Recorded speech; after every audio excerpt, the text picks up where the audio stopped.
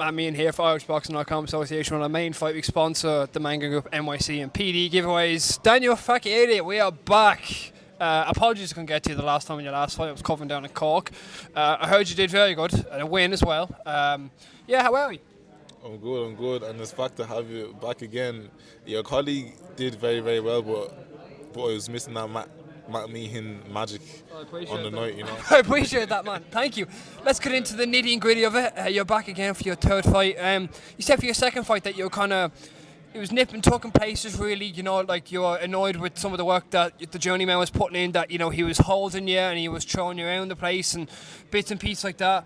I guess some of the work that you've been doing in the gym so far to kind of not let that happen again, to use your jab, to use your distance, to kind of get more of a professional feel about it, if you get me?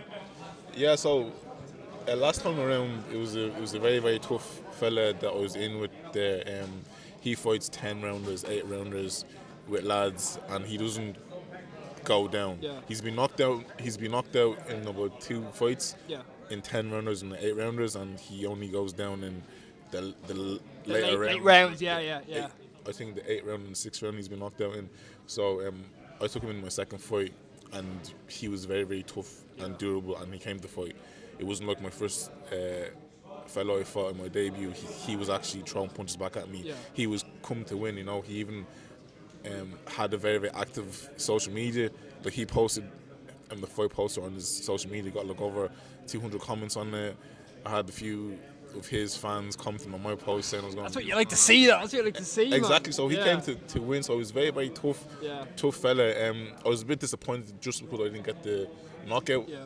Which it's a win though as well at the same time, Dan. It's a win at the same time, but when you have something in your head that you want to execute and you don't execute it the way you want to, it gets a bit annoyed. You get a bit annoyed. I get a bit, frustrated and annoyed. But watching it back, I kind of see what I was lacking on that night, which was a bit of experience. Yeah. He was a very experienced journeyman. He was tough though as well. He was tough, and I hurt him. I hurt him a good few times, and anytime he was hurt, he just grabbed onto me. Yeah. So I've learned since then how to finish off fellas when I have them hurt, and not to fall in on my shots because they're just going to hold me, especially the heavier lads. They just hold you, and that's what he was doing a lot. So I've worked on it with Noel since then in the gym, you know, finishing lads off when they're hurt, and this time definitely there won't be any no stone left unturned, I guess. Stones left to turn, you know. So I'm looking forward to Saturday night, and it'll be very, very entertaining once again. As you said on the press conference there, I know Niall absolutely drains you in the S&C sessions and make sure your tank is empty, but for a good reason, that you know when there's nothing left in the tank, but then in a bit to dig deep in a way as well, to know when to dig deep. Yeah, exactly. There's times to put your foot on the gas, and then take your foot off the gas, and then there's time to just bite down your gum shield and, you know, tough it out, you know. So train down at Unit 3 really, really trains you for all types of scenarios, you know. Put your foot on the gas, which is good, what to do when you're taking your foot off the gas for a few seconds to catch the breath, and also to just go through it even when you're tired, even when you're bollocks, you know. So it's been a relatively short camp. I took the fight on 3 weeks. Shortest camp you've had so far? Shortest camp I've had so far, but I feel very, very ready, you know. And the last camp was a good camp as well, and this camp, even though it was a short camp, I felt it on my body, you know. Obviously I've had the week now to rest and stuff like that, and I'm feeling much better, but it was a tough camp where I was really put through my paces, you know. Is it difficult to mix it up at work and box at the same time? Because obviously I know you work a job as well. Is that difficult to mix it up?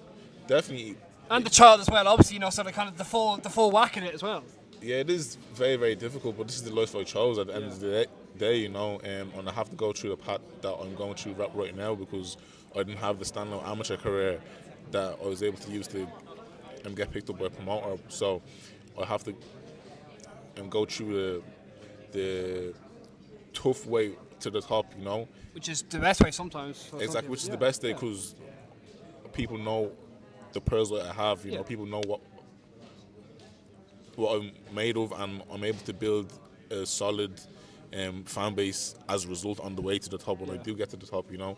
So I'm looking forward to the journey, work life and boxing life and obviously family life. I'm married with a kid and stuff like that. It's hard to balance, but if I want to be great, if I want to achieve the things I want to achieve in life, it has to be done, you know. So there's no complaints. What is that achievable? What is that? A title of some kind? Yes, I'm going for world honors. You know, I want to be a world level boxer. I want to be a world champion. It was never my dream since I was a kid to, be a world champion. I just kind of happened to fall upon boxing, and it's just skyrocketed since then. You know, just kind of as it happened, if you get me. As it's happened, but not. Now I'm here, and I believe I'm here for a reason, because it wasn't my choice to be here. I didn't plan to be here. This is the path that God made for me, so I believe that it's God destined that I'm here, and God didn't put me here to be a journeyman or to just be someone who's a gatekeeper for a certain level. I want to go all the way to the top, and also to take care of my family and to make an impact on the world, on my community, on the country of Ireland, to be able to take heavyweight boxing from Ireland to the world scene, to the world level. Obviously, very active heavyweight scene. Any positive thoughts on both the lads at the moment? Adam doing very well. He's back out, obviously, in Paris very, very soon. Tomas is looking to get back to winning ways. But any positive thoughts on the lads? And just any positive thoughts really around just the heavyweight scene at the moment in the country? Yeah, the heavyweight scene is as active is more active than it's been in any recent time that you could remember, I think it's the most active it's been in a long time, to be honest. Like, obviously, ages ago was Paddy and Evan, but that was really about it. But now there's more ease. Exactly. I think the last fight for the Irish title there was Tyson Fury versus Matt Rogan. 2010, yes. Great knowledge.